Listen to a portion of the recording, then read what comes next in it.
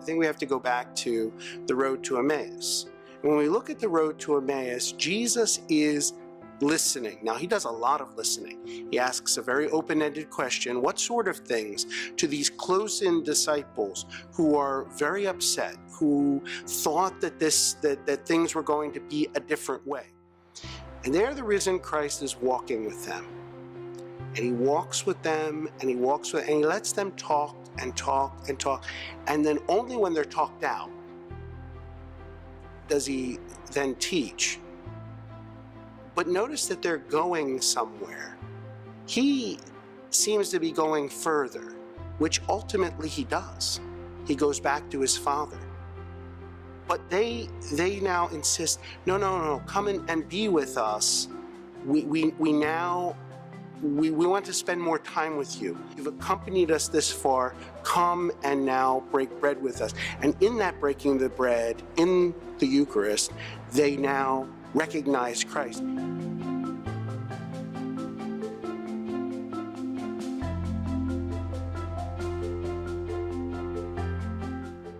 I would say I was to a degree. I don't know that I ever had a spiritual mentor or just someone who was older than I was who really accompanied me consistently throughout my high school years.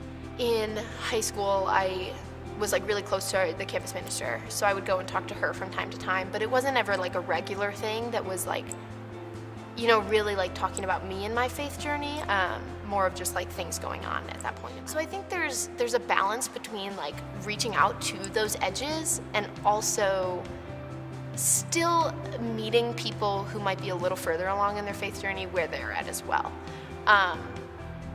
My youth group at my church was kind of the same, not phenomenal. I didn't really ever feel welcome there as a result of the people who were leading it.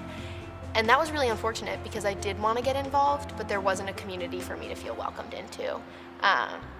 And there's a great power that youth group leaders have, and I've heard beautiful stories of people who their lives have been changed because of their youth group.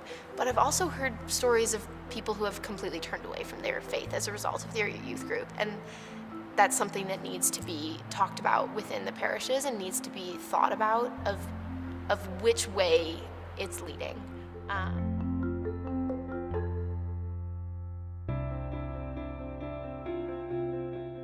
So when I think of accompaniment, I think of music. Music is really huge in my life. Accompaniment is, when we think about it, it's something that enhances something else, right? It's something that supports something. But that's what accompaniment is. It's someone who can be with you to the end. It's someone who can help you through and support you and enhance your tune, enhance your song in life. So to me, the word accompaniment and the phrase ministry of presence are essentially synonymous. So to accompany someone really just means to be with that person.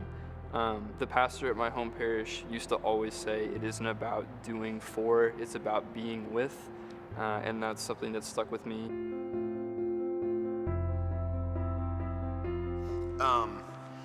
Day-to-day accompaniment, I think, is, trying to have lessons that relate to them and not make sure it's not just curriculum, but I try every day, and I'm not always good at this, but I try every day, it's how does this affect my life? When I'm lesson planning or when I'm coming up with, a leadership meeting or a retreat activity, that's got to be the bottom line is, how is this helping a student in their faith life? One of the ways that I feel as though I accompany is to listen and be present and show up and be there for our college students. Another way that I think is really important is to bring my full self to my ministry relationships. So for me, that means really being true to who I am and my own personal beliefs and my own faith journey, and bringing that and being really authentic with where I am in my own relationship with Christ and where I am struggling and where I am striving, and being really authentic and open with that.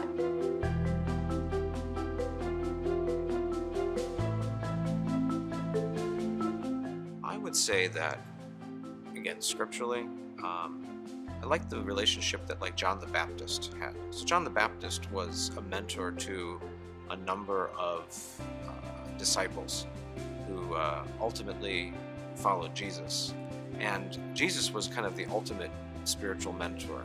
But that relationship of John the Baptist and Jesus with their respective disciples and their dialogue with them, I think, proves is a good model for us for how we do spiritual mentorship, which is very connected to accompaniment. Because accompaniment, I think the one distinction between mentorship and accompaniment is that accompaniment is part of that journey, whereas mentorship has there's an intentionality about caring for and going deeper with from a I've walked further down the path than you have position, whereas accompaniment might simply mean we're walking in this together. It's community. Mentorship has a more of an intentionality to it, and so any of those relationships, I think Jesus and his disciples, I think, serves as the perfect embodiment of what spiritual mentorship is about. That's hopefully been carried on through the ages as well.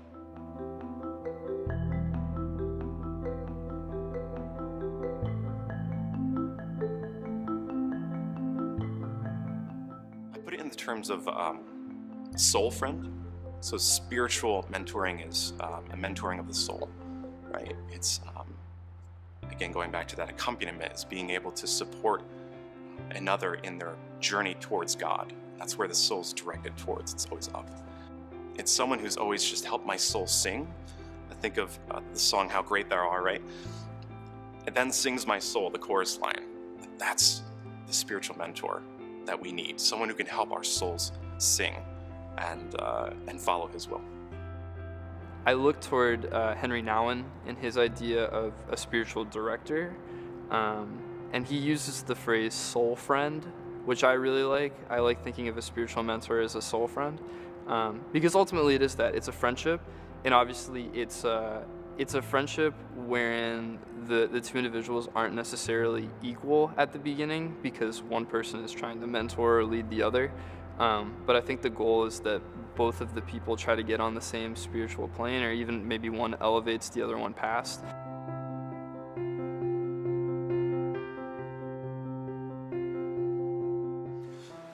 Primarily my two older brothers, who were very involved in their youth group, and then as college students and young adults volunteered in my youth group and went on retreats with me. And I remember my senior year, I was kind of like the student director of my high school youth group's retreat, and both my brothers and my one brother's wife came as like adult leaders, and so they've always been there. So my greatest spiritual mentor was Father Finn. He was my director, I guess you could say, in my younger years as an altar server. He was a missionary in Ghana for many years, and just brought this amazing spirit of joy and simplicity about him. And those were the two things that really caught my eye when I first met him.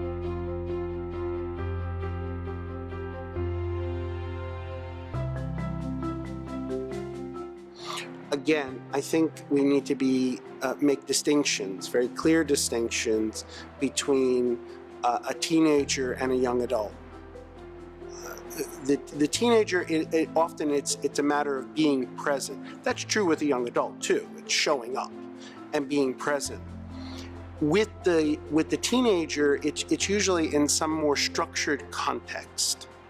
And that's important, to be able to be present in that structured context, to be part maybe of a team, to be part of something, and to learn and to listen. I think pastors and pastoral leaders need to encourage adults in the church to take that risk. I think required reading for every adult in the church should be Henry Nouwen's The Wounded Healer, because in it he explains that you can be wounded, you can be on your journey while still accompanying someone else on their journey. It's okay. Probably the biggest fallacy and misconception about mentorship is that you have to have it all together. You have to know it all. You have to be the most educated, the most wise, the most experienced person to be able to mentor someone or to accompany someone. And that's just simply not right.